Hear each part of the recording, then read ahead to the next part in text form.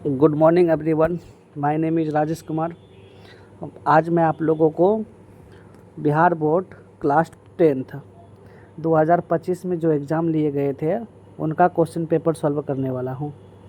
पहले हम ऑब्जेक्टिव हल करेंगे, देन हम लोग सब्जेक्टिव हल करेंगे। पहला क्वेश्चन है, निम्नलिखित में कौन अपरिमेय संख्या है।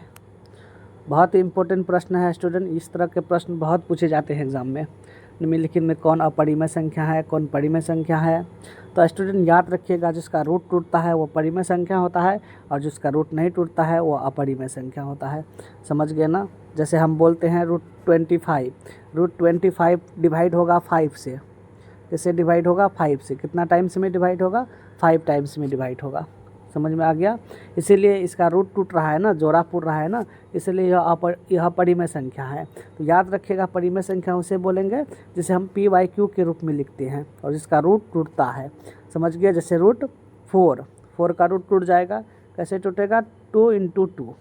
देखो जोड़ा पुर गया, पेयर में है, तो इसलिए यह परिमेय संख्या है। समझ में आ गया। जैसे रूट 16 देखो, एक 4 × 4 पेयर में है ना, इसीलिए यह क्या है? परिमेय संख्या है। रूट 49 भी परिमेय संख्या होगा। क्यों रूट 49 परिमेय संख्या होगा? क्योंकि रूट टूटेगा, 7 × 7 पेयर में आ जाएगा, जोड़ा में आने से वो परिमेय संख्या होगा, और इसका जोड़ा नहीं पूरेगा वो अपरिमेय संख्या होगा। क्या मेरी बात को समझ गए? यहाँ पे क्वेश्चन पूछ रहा है कौन परिमेय संख्या होगा। तो बताओ, रूट 7 और रूट 7, क्या रूट 7 का रूट टूटेगा? नहीं टूटेगा, इसलिए यह क्या हो जाएगा? अपरिमेय संख्या होगा। रूट 25 का रूट टूट जाएगा 5 टाइम्स में, लेकिन रूट 3 का तो रूट नहीं टूटेगा, इसलिए अभी क्या हो जाएगा? अपरिमेय संख्या हो जाएगा। और रूट अगर C देखें तो 1 का तो 1 ही होगा, और रूट 4 का रूट टूट जाएगा कितना टाइम्स में? 2 × 2, यानी इसका HCF हो जाएगा 2, इसीलिए यह परिमेय संख्या है और यह परिमेय संख्या होगा। इसलिए इस प्रश्न का उत्तर हो जाएगा ऑप्शन नंबर C जो है कि सही हो जाएगा। ऑप्शन नंबर D तो सही नहीं होगा। क्यों नहीं होगा? क्योंकि रूट 9 का रूट तो टूटेगा 3 × 3, बट रूट 3 का रूट 3 नहीं टूटेगा, इसीलिए यह क्या हो जाएगा? अपरिमेय संख्या होगा। समझ में आ गया। तो चलिए हम लोग नेक्स्ट प्रश्न की ओर बढ़ते हैं। नेक्स्ट प्रश्न है, यदि m एक पूर्णांक है तो प्रत्येक विषम पूर्णांक का रूप होगा। स्टूडेंट 2m m जो भी नंबर्स लिखते हैं वे हमेशा हम लोग सम पूर्णांक में लिखते हैं, लेकिन 2m + 1 लगने से ही ये क्या हो जाता है? विषम पूर्णांक होता है। ठीक है ना। इसलिए इस प्रश्न का उत्तर ऑप्शन नंबर D जो है कि सही हो जाएगा। क्या इस बात को समझ गए? जब भी 2m + 1, 2m -1, 2m + 3 जब भी नंबर्स नज़र आएगा वो हमेशा क्या हो जाएगा? वो हमेशा विषम पूर्णांक होगा। क्या इस बात को समझ पाए? तो चलिए नेक्स्ट प्रश्न की ओर बढ़ते हैं। नेक्स्ट प्रश्न पूछा गया है, निम्नलिखित में किसका दशमलव प्रसार शांत है। दशमलव प्रसार शांत होने के लिए क्या होना चाहिए? आपको एक सूत्र याद होगा, P/2n × 5n, यानी कोई भी नंबर्स हो और कोई भी नंबर्स जो है कि फ्रैक्शंस में हो, और वह फ्रैक्शंस जो डिनोमिनेटर होगा वो डिनोमिनेटर 2 से और 5 से डिवाइड होगा। समझ में आ गया। क्योंकि हम जानते हैं भिन्न बराबर क्या होता है? अंश बट्टे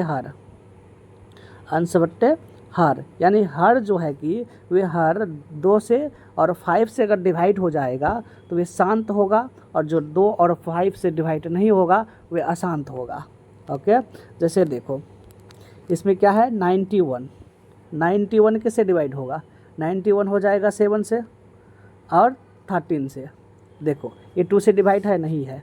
ये 5 से डिवाइड है? नहीं है। इसीलिए क्या हो जाएगा? ये अशांत हो जाएगा। 23 देखो, 23 ओनली 23 से डिवाइड होगा। ये ना तो 2 से डिवाइड है और ना ही 5 से डिवाइड है, इसीलिए अभी क्या हो जाएगा? अशांत हो जाएगा। 80 को देखो, 80 को चेक करेंगे तो देखो ये किससे डिवाइड होगा? 2 से। कितना टाइम में होगा? 40 टाइम में। फिर 2 से 20 टाइम में, फिर 2 से 10 टाइम में, फिर 2 से 5 टाइम में, तो बताओ ये किससे डिवाइड हुआ, 2 से डिवाइड हो गया और 5 से डिवाइड हो गया। हम क्या बताए, कोई भी नंबर जो 2 से डिवाइड होगा और 5 से डिवाइड होगा, कोई भी डिनोमिनेटर 2 से और 5 से डिवाइड होगा वो शांत होगा, अदरवाइज़ वो अशांत होगा। तो बताओ इस प्रश्न का उत्तर क्या हो जाएगा, सी नंबर जो है कि सही हो जाएगा। डी नंबर क्या है, 45। 45 5 से तो डिवाइड हो रहा है, 5 से कितना टाइम में डिवाइड होगा, 9 टाइम्स में, बट 2 से डिवाइड नहीं हो रहा है, ठीक है ना। या तो 5 से डिवाइड हो रहा है तो ओनली 5 से ही डिवाइड होना है, 3 से नहीं, किसी भी नंबर से डिवाइड होगा नहीं चलेगा, ओनली 5 और 2 से जो नंबर डिवाइड होगा वही शांत होगा। तो क्या मेरी बात को समझ में आ गया, इसलिए इस प्रश्न का उत्तर हो जाएगा ऑप्शन नंबर सी 17/80। 4 नंबर क्वेश्चन गिवन है 0.87 बार। जब भी इस तरह का क्वेश्चन एग्जाम में पूछे तो सबसे पहले हम लिखते हैं x इज इक्वल्स टू 0 जो नंबर गिवन है उसको लिखते हैं 0.87 बार, इसको हम लिखते हैं। अब इसमें हम क्या करते हैं, फर्स्टली देखो जो कितने नंबर्स है, 2 नंबर्स है, बट इसमें बार 1 नंबर पे यूज़ किया, 1 नंबर पर नहीं किया है। फर्स्टली हम 8 को जो है कि पॉइंट से पीछे करेंगे। जब ऐसा करेंगे तो हम इसमें क्या करेंगे, 10 से दोनों में मल्टीप्लाई करेंगे। जब 10 से दोनों में मल्टीप्लाई करेंगे तो क्या हो जाएगा, 10x। 10x is equals to क्या हो जाएगा, 8.7 बार को हम कई बार भी लिखेंगे कोई प्रॉब्लम नहीं आएगा। बार का मतलब होता है 7 7 7 7, वो मतलब जिसका ऊपर लग जाएगा वो उतना बार आते रहेगा। समझ में आ गया। अब देखो अब बच गया 7 को तो भी बाहर करना है, तो नेक्स्ट लाइन में हम फिर 10 से मल्टीप्लाई करेंगे। जब 10 से मल्टीप्लाई करेंगे तो क्या आ जाएगा, 100x। 100x is equal to क्या हो जाएगा, 87 पॉइंट फिर 7 का मतलब वो 7 आते रहेगा। क्या इस तरह होगा। अब बताओ जब 100x इज इक्वल टू हम लिख सकते हैं, क्या इसको ऐसे लिख सकते हैं 79 प्लस 8.777, क्योंकि इसको 8 कर देंगे तो ये नंबर्स में प्राप्त हो जाएगा। क्या समझ में आ गया। तो बताओ ये नंबर्स किसके इक्वल्स टू, किसके इक्वल्स है, 8.77 किसके इक्वल्स है, 10x के इक्वल है। तो क्या हो जाएगा बताओ, 100x is equals to 79 minus 10x। अब देखो ये माइनस में है, सॉरी प्लस में है। अब ये प्लस में है तो जब इसको ट्रांसपोर्ट करेंगे तो माइनस हो जाएगा। माइनस कैसे होगा बताओ, इसका नंबर हम कैसे लिख सकते हैं बताओ, 100x माइनस 10x हो जाएगा। देन इक्वल से क्या हो जाएगा, देन इक्वल्स होगा 79। यस और नो, 100x में 10x घटा देंगे तो कितना आएगा, 90x इज इक्वल्स टू होगा 79, होगा कि नहीं होगा। Then x is equals to क्या होगा, ट्रांसपोर्ट होगा, मल्टीप्लाई जब ट्रांसपोर्ट होता है तो क्या बनता है, डिवाइड बनता है, यानी 79 अपन क्या हो जाएगा 90। क्या मेरी बात को समझ पाए। इसीलिए इस प्रश्न का उत्तर हो जाएगा ऑप्शन नंबर सी 79/90। क्या मेरी बात को समझ पाए कैसे हल किया। जब इस तरह का नंबर देगा गिवन रहेगा तो फर्स्टली हम लोग x is equals to find करेंगे, देन मल्टीप्लाई करेंगे जितना भी नंबर्स होगा। जैसे पहले 10 से मल्टीप्लाई करेंगे, फिर 100 से मल्टीप्लाई करेंगे, क्योंकि अलग अलग नंबर पर बार यूज़ किया है, ओनली 7 पर बार यूज़ किया है। अगर दोनों नंबर पर 7 बार यूज़ करता तो डायरेक्टली हम लोग 100 से मल्टीप्लाई कर देते। क्या मेरी बात को समझ पाए। चलो उम्मीद करते हैं कि मेरी बात को समझ पाए। अब हल करते हैं हम नेक्स्ट मैथ गिवन है 540 इज इक्वल्स टू 2 का पावर x मल्टीप्लाई 3 का पावर y 5 का पावर z हो तो x plus y minus z। अब देखो इसमें एक लॉजिक लगाएंगे। सबसे पहले हम क्या करेंगे, 540 को 2 से डिवाइड करेंगे। 2 से डिवाइड करेंगे तो कितना आएगा, 2 2 जा 4, 1 कैरी होगा तो इसको इसमें ऐड करेंगे। 14 2 से 1 जा 14 0, यानी 270 होगा। और 270 फिर 2 से डिवाइड हो रहा है तो फिर डिवाइड कर देंगे। कितना टाइम होगा, 2 1 जा 2, 2 3 जा 6 एंड 1 2 5 जा 10, 135। 135 भी 2 से डिवाइड हो जाएगा, यानी मैक्सिमम डिवाइड कितना टाइम हुआ 2 से, ओनली 2। अब 135 2 से डिवाइड नहीं होगा, क्योंकि जिसके अंत में 0 और 5 होगा वो कभी भी 2 से डिवाइड नहीं होगा। समझ में आ गया। 2 से डिवाइड होने वाला नंबर होने के लिए 0 होना चाहिए, सॉरी 0 और 5 नहीं बोलेंगे। जो नंबर क्या होंगे, 0 होंगे, 2 होंगे, 4 होंगे, 6 होंगे और 8 होंगे, वो हमेशा 2 से डिवाइड होगा। समझ में आ गया। अब यहाँ पे 135 आया है, क्या आया है 135 कभी 2 से डिवाइड नहीं होगा। तो ये जो नंबर से थे 2 से कितना टाइम डिवाइड हुआ, 2 टाइम, यानी 2 का पावर 2 हो गया। अब इसी नंबर को हम किससे डिवाइड करेंगे, 540 को 540 को हम 3 से डिवाइड करेंगे। 3 से डिवाइड करेंगे तो कितना टाइम में डिवाइड होगा? 3 1 जा 3, कैरी 2, 3 8 जा 24, देन 0, 180। अब 180 भी 3 से डिवाइड होगा। किससे डिवाइड होगा? 3 से। यानी 180 को अब 3 से डिवाइड करेंगे तो कितना टाइम डिवाइड होगा? 3 6 जा 18, 0, 16 टाइम डिवाइड होगा। फिर 16 को 3 से डिवाइड करेंगे क्योंकि ये डिवाइड हो रहा है। कितना टाइम में डिवाइड होगा? 3 2 जा 6, 0, यानी 3 टाइम। अब ये 23 से डिवाइड नहीं होगा। यानी अब हम कह सकते हैं जो नंबर्स है, जो नंबर हमें गिवन है वो कितने टाइम में डिवाइड हुआ? 3 टाइम में। अब इसी सेम नंबर को 540 को 5 से डिवाइड करेंगे। कितना टाइम में डिवाइड होगा? 5 1 जा 5, 0, 5 8 जा 40, यानी 108 ओनली 1 टाइम से में डिवाइड होगा। और ये 108 कभी भी डिवाइड नहीं होगा 5 से। यानी हम इसको बोल सकते हैं, क्या बोल सकते हैं? 2 से डिवाइड हुआ 2 टाइम्स, एंड 3 से डिवाइड हुआ कितने टाइम्स में? 3 टाइम्स में। और 5 से डिवाइड हुआ 1 टाइम्स में। क्या मेरी बात को समझ में आया? यानी x का वैल्यू क्या हो जाएगा? x की वैल्यू हो जाएगा 2, y की वैल्यू हो जाएगा 3, एंड z की वैल्यू हो जाएगा 1। समझ पाए? अब इसकी वैल्यू फाइंड करना है x + y minus z। x की जगह क्या रखेंगे? x की जगह रखेंगे 2, y की जगह क्या रखेंगे? 3, एंड z की जगह क्या रखेंगे? -1। 3 + 2 5, 5 में 1 माइनस करेंगे तो 4। यानी ऑप्शन नंबर ए जो है कि सही हो जाएगा। क्या मेरी बात को समझ पाए? तो चलिए अब हम नेक्स्ट प्रश्न को बढ़ते हैं। निम्नलिखित में कौन अपरिमेय संख्या है? दोस्तों परिमेय और अपरिमेय बहुत ज़्यादा पूछा जाता है, तो इसको बहुत अच्छे से याद रखिएगा। परिमेय होने के लिए क्या होना चाहिए? P/Q होना चाहिए, और वे शांत होना चाहिए। शांत होने के लिए क्या होना चाहिए? जिसका रूट टूटेगा वही शांत होगा। जैसे P/2n एंड 5m होगा वो शांत होगा, यानी जो नंबर 2 से और 5 से डिवाइड होगा वही शांत होगा। समझ में आया कि नहीं आया? अब देखो यहाँ पे क्या है? 2.3 बार यूज होने से वो कभी भी शांत नहीं होगा, हमेशा अशांत होगा। इस बात को समझ में आ गया? अब देखो 13 और 13 है, 13 × 13। तो बताओ ये नंबर जो गिवन है, ये नंबर क्या शांत है, अपरिमेय है? बताओ। नहीं है, ये परिमेय संख्या है। समझ में आ गया? 441 ये भी परिमेय संख्या है।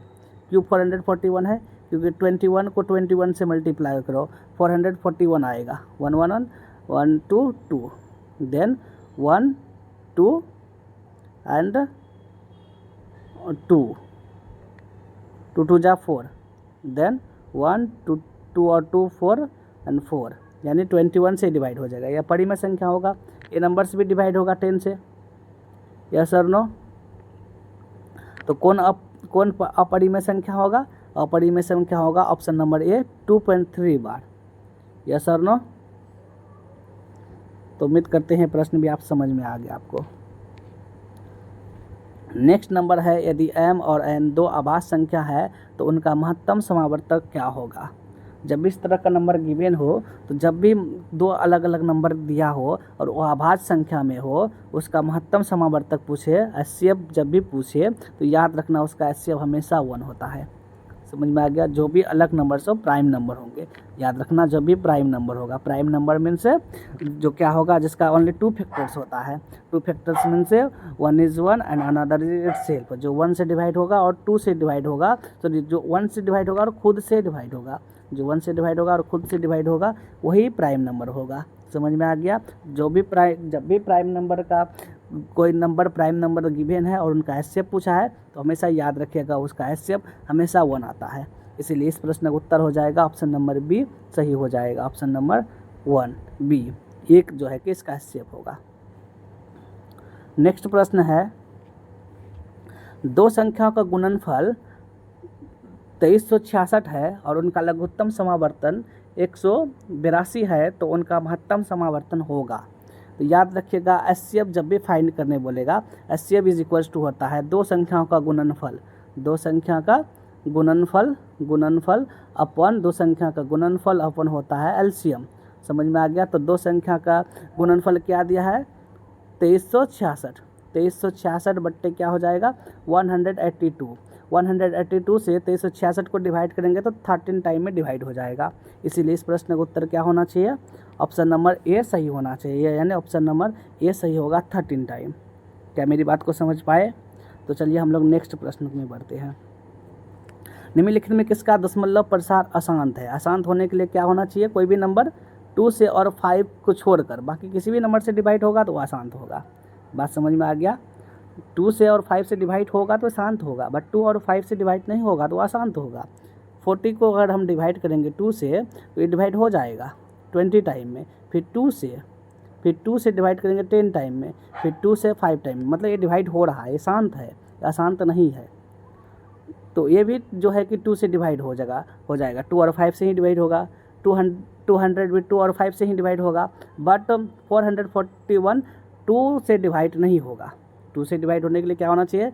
0 और क्या होना चाहिए? 2, 4 एंड 5, लास्ट 2 सॉरी क्या होना चाहिए? 0, लास्ट में क्या होना चाहिए? 0 होना चाहिए, 2 होना चाहिए, 4 होना चाहिए, 6 होना चाहिए, 8 होना चाहिए, तभी वो 2 से डिवाइड होगा, नहीं तो नहीं होगा। 5 से डिवाइड होने के लिए क्या होना चाहिए? 0 और 5, बट इस नंबर के अंत में क्या है? 1 है, तो ये ना तो 2 से डिवाइड होगा और ना ही 1 से डिवाइड होगा, इसीलिए इस प्रश्न का उत्तर हो जाएगा ऑप्शन नंबर डी, अशांत होगा। क्या मेरी बात को समझ पाए? तो चलिए अब नेक्स्ट प्रश्न को बढ़ते हैं।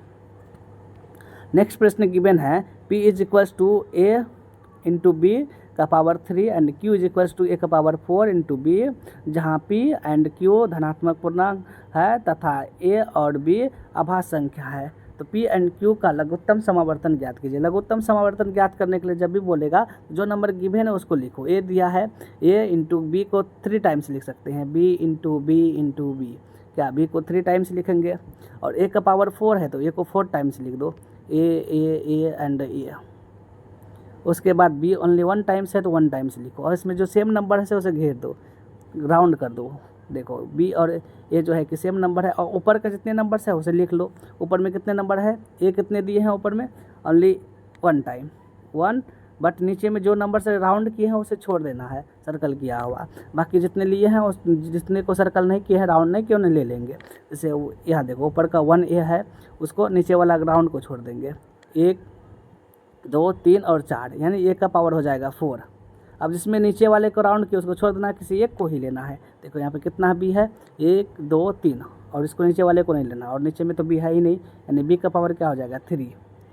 A का पावर 4, B का पावर 3, A का पावर 4, B का पावर 3, C नंबर ऑप्शन में है, यानी ऑप्शन नंबर C जो है कि सही हो जाएगा। निम्नलिखित में किसका युग्म सहअभाज्य है? सहअभाज्य होने के लिए क्या होना चाहिए? जो किसी से न किसी दो नंबर से गिवन हो और दोनों का अलग अलग नंबर से डिवाइड होगा। अब देखो 15 और 45 को देखेंगे तो 3 से डिवाइड हो जाएगा। 21 और 105 को देखेंगे तो ये भी 3 से डिवाइड हो रहा है, मतलब ये सहअभाज्य संख्या नहीं, सहअभाज्य नहीं है।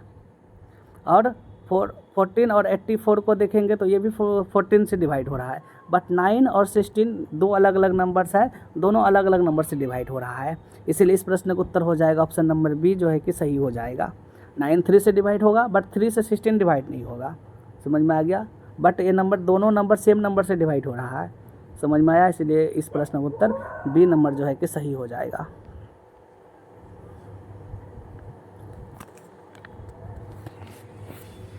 अब हमारे पास नेक्स्ट नंबर गिवन है 0.3113125। अब इसमें देखो किससे डिवाइड होगा? पॉइंट्स के बाद कितने नंबर्स है? 4 नंबर्स है, तो 4 0 से डिवाइड कर दो, 1 2 3 4। अब देखो ये 4 नंबर को जब डिवाइड करेंगे तो ये 125 से डिवाइड होगा। 125 से डिवाइड करेंगे तो ये लगभग कितना टाइम में डिवाइड होगा? 25 टाइम में डिवाइड होगा। और इसको डिवाइड करेंगे तो लगभग 40 टाइम में डिवाइड होगा। कितने टाइम में डिवाइड होगा? 40 नॉट 80 टाइम में डिवाइड होगा। यस और नो? यानी 25 अपन हो जाएगा 80। ये भी 5 से डिवाइड हो रहा है, 5 5 जा 25, देन 5 से डिवाइड करेंगे तो कितना टाइम होगा? 5 1 जा 5, 5 3, 5 1 जा 5, बचेगा 3 को जब इसमें डालेंगे 30, 5 6 जा 30, यानी 5/16 जो है कि इसका आंसर होना चाहिए, 5/16। ऑप्शन नंबर बी जो है कि सही हो जाएगा। कौन सा ऑप्शन सही होगा? ऑप्शन नंबर बी जो है कि सही हो जाएगा। उम्मीद करते हैं यह प्रश्न भी आपको समझ में आ गया। नेक्स्ट प्रश्न देखो। नेक्स्ट प्रश्न निम्नलिखित बहुपद कौन सा बहुपद है? बहुपद होने के लिए क्या होना चाहिए? पॉजिटिव पावर होना चाहिए, जो डिग्री होते हैं, एक्सपोनेंट होते हैं, वो हमेशा पॉजिटिव होना चाहिए। और वेरिएबल कभी रूट में नहीं होना चाहिए, जैसे एक्स वाई जेड, कभी वेरिएबल रूट में नहीं होना चाहिए, तभी वो पोलिनोमियल होगा। और वेरिएबल कभी फ्रैक्शन में नहीं होना चाहिए, जैसे 2/2x/x³, इस तरह का कोई भी वेरिएबल्स नहीं होना चाहिए, तब वो बहुपद है। और बहुपद होने के लिए नेक्स्ट अर्थ क्या होना चाहिए, स्टैंडर्ड फॉर्म में होना चाहिए। Standard form means x⁻³ + x⁻², x⁻1, इस तरह का स्टैंडर्ड फॉर्म में होना चाहिए, तभी वो क्या होगा, वेरिएबल्स होगा, सॉरी बहुपद होगा। तो बात समझ में आया। तो बताओ इसके आधार पर इस प्रश्न का उत्तर क्या होना चाहिए, बताओ। देखो ये रूट में है, ये तो वेरिएबल होगा नहीं, ये भी वेरिएबल नहीं होगा। यहाँ देखो ये भी √4x है, x जो है कि रूट में आ गया तो ये भी वेरिएबल नहीं होगा। यहाँ रूट है बट कॉन्स्टेंट नंबर रूट में है ना, 121 है ना, तो ये इसका रूट टूटेगा कितना टाइम से में होगा, बताओ, 11 से टूटेगा, यस और नो। बट यहाँ पे कोई नंबर से जो है वेरिएबल नंबर कभी भी फ्रैक्शन में नहीं है, इसीलिए मैं इस प्रश्न का उत्तर सी होना चाहिए, यस और नो। चलो अब नेक्स्ट प्रश्न की ओर बढ़ते हैं। नेक्स्ट प्रश्न गिवन है बहुपद, नेक्स्ट प्रश्न गिवन है बहुपद x+3² एंड इंटू x³ - 8। अब देखो इसमें क्या करना है, मल्टीप्लाई करना है। मल्टीप्लाई करने पर मैक्सिमम घात जो आएगा वही इनका क्या हो जाएगा, घात हो जाएगा। देखो x को मल्टीप्लाई करेंगे, सबसे पहले इसका रूट तोड़ना होगा, रूट लेंगे, क्यों रूट लेंगे, क्योंकि इसका स्क्वायर है। यहाँ पे एक फार्मूला लगेगा, कौन सा फार्मूला लगेगा, यहाँ पे देखो स्क्वायर दिया है तो हम जानते हैं इसका सूत्र a² + b² + 2ab, क्या ये फार्मूला यूज़ होगा। a² की जगह क्या रखेंगे, x², 3 का स्क्वायर करेंगे तो 9 होगा, एंड 2ab करेंगे तो 2 3 जा 6, 6x हो जाएगा। अब इनको मल्टीप्लाई किससे करेंगे, इनको मल्टीप्लाई करेंगे x⁻³ - 8। अब मैक्सिमम घात लेने के लिए डायरेक्ट वेरिएबल से मल्टीप्लाई कर देंगे। वेरिएबल क्या है, x है, और मैक्सिमम वेरिएबल x का पावर ही है, एंड x का पावर, इसको इससे मल्टीप्लाई करेंगे तो क्या होगा, मल्टीप्लाई में पावर जुटता है, जब बेस सेम होगा तो पावर जुटेगा, यानी x⁻2 इंटू x⁻5 करेंगे, x⁻2 इंटू x⁻5 कर, सॉरी x⁻3 दिया है, x⁻3 से जब मल्टीप्लाई करेंगे तो पावर जुट जाएगा, जुटेगा तो क्या आ जाएगा 3 to 5, यानी मैक्सिमम घात इनका होगा 5।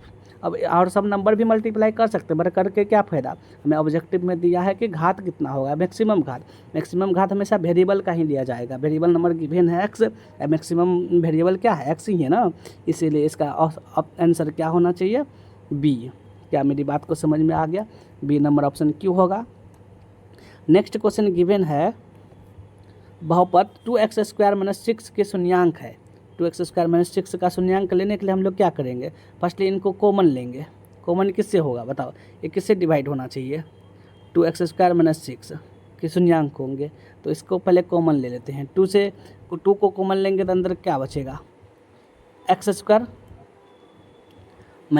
x² - 3 होगा, यस और नो, इज इक्वल्स टू 0 होगा, शून्यांक मतलब 0। अब देखो 2 से जब 2 मल्टीप्लाई में है, मल्टीप्लाई जब ट्रांसपोर्ट होगा डिवाइड बनेगा, जब डिवाइड 2 करेंगे तो 0 हो जाएगा, लेकिन हमारे पास क्या होगा x² - 3 is equals to 0, but x is equals to क्या हो जाएगा, माइनस ट्रांसपोर्ट होता है तो प्लस होता है, 3 होगा ना, बट यहाँ पे तो स्क्वायर है ना, और स्क्वायर जब ट्रांसपोर्ट होता है तो रूट बनता है, क्या बनता है, स्क्वायर जब ट्रांसपोर्ट होता है तो रूट बनता है, और रूट बनता है तो प्लस माइनस का साइन भी लेता है, यानी प्लस माइनस √3 होगा, जिसमें प्लस और माइनस दोनों नंबर्स होंगे वही होगा, + √3 - √3, यानी ऑप्शन नंबर जो है कि ये सही हो जाएगा। क्या मेरी बात को समझ में आया, क्या होगा ऑप्शन नंबर ए √2 एंड -√3।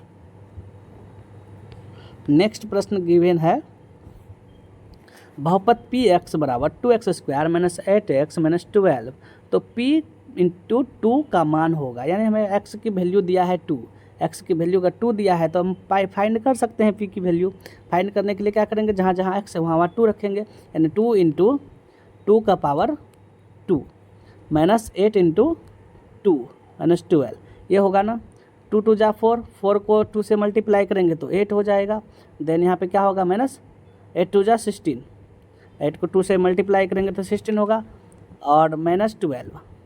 अब देखो जहाँ जहाँ माइनस साइन है वो उसको ऐड कर दो, माइनस साइन में हमेशा सम होता है, देखो यहाँ पे भी माइनस है और यहाँ पे भी माइनस है, माइनस माइनस प्लस हो जाएगा, 6 2 8 1 1 2 -28 एंड 8, -28 में 8 को माइनस करेंगे तो क्या आएगा 20 आएगा, लेकिन बड़ा वाला साइन यूज़ करेंगे कि ग्रेटर नंबर 28 है, यानी -20 हो जाएगा। यानी इस प्रश्न का उत्तर हो जाएगा ऑप्शन नंबर बी सही हो जाएगा। यस और नो। चलिए अब नेक्स्ट प्रश्न की ओर बढ़ते हैं।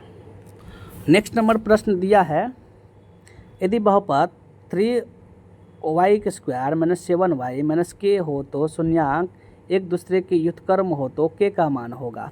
अब देखो इसमें शून्यांक को सबसे पहले मान लेते हैं। शून्यांक क्या होगा? Alpha into beta. Alpha into beta is equals to मान लो 1 है। Then alpha plus beta, alpha into beta बराबर सूत्र क्या आता है? अल्फा इंटू बीटा बराबर होता है c/a। c क्या दिया है? -k, यानी -k/a -3 is equals to 1। Okay, अब यहाँ कुछ नहीं तो 1 है। क्रॉस मल्टीप्लिकेशन करेंगे, k को -1 से करेंगे तो k को 1 से करेंगे तो -k हो जाएगा, एंड 3 को 1 से मल्टीप्लाई करेंगे तो 3 हो जाएगा। k इज इक्वल्स टू क्या आ जाएगा? -3, यानी -3 कहाँ पे है? Option number D. Option number D जो है कि सही हो जाएगा। इस प्रश्न का उत्तर हो जाएगा ऑप्शन नंबर डी। तो चलिए अब नेक्स्ट प्रश्न की ओर बढ़ते हैं। शून्यांक -2 -5 वाले बहुपद की संख्या होगी। देखो इस तरह का जब भी शून्यांक देगा इनकी बहुपद हम अनलिमिटेड बना सकते हैं। -2x -5x³, अनलिमिटेड शून्यांक वाला हम बहुपद बना सकते हैं, अनलिमिटेड। इसलिए इसका आंसर हो जाएगा इन्फिनिटी मीन्स अनगिनत। अनगिनत जो है कि इस प्रश्न का उत्तर होगा। नेक्स्ट प्रश्न गिवन है, यदि बहुपद px बराबर 5x² + 7x - 12 हो तो अल्फ़ा और बीटा हो तो 5 × अल्फ़ा प्लस बीटा का मान ज्ञात करें। एकदम इजी है। 5 × beta, alpha plus beta. Alpha plus beta is equals to क्या होता है? Alpha plus beta is equals to -b/a। Yes और नो। -b क्या गिवन है? -b गिवन है +7, यानी -7/5।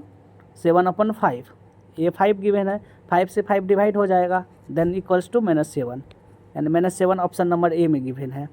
और ए नंबर ऑप्शन जो है कि सही हो जाएगा। तो उम्मीद करते हैं यह प्रश्न भी आपको समझ में आ गया। चलिए हम नेक्स्ट प्रश्न की ओर बढ़ते हैं। नेक्स्ट प्रश्न है alpha into beta into gamma. त्रिघात बहुपद है, त्रिघात बहुपद दिया हुआ भी है आपका क्वेश्चन में। देन शून्यांक हो तो अल्फ़ा बीटा इंटू गामा का मान ज्ञात कीजिए। Alpha into beta into gamma का मान ज्ञात करना इजी है, क्योंकि alpha into beta into gamma is equals to क्या आता है? -d/a। याद है ना आपको? Alpha into beta into gamma is equals to क्या होता है? -d/a। -d क्या होगा? a b c d। d means d, d/a means a। Yes और नो? -d, माइनस लगा देना है, यानी -d/a कौन सा ऑप्शन में है? ऑप्शन नंबर डी में है, यानी ऑप्शन नंबर डी जो है कि सही हो जाएगा। तो उम्मीद करते हैं यहाँ तक की प्रश्न आपको समझ में आया। नेक्स्ट वीडियो में हम यहाँ से आगे के क्वेश्चन को हल करेंगे। अभी तक के लिए इतना ही। तो चलिए मिलते हैं हम लोग नेक्स्ट वीडियो में। Thank you.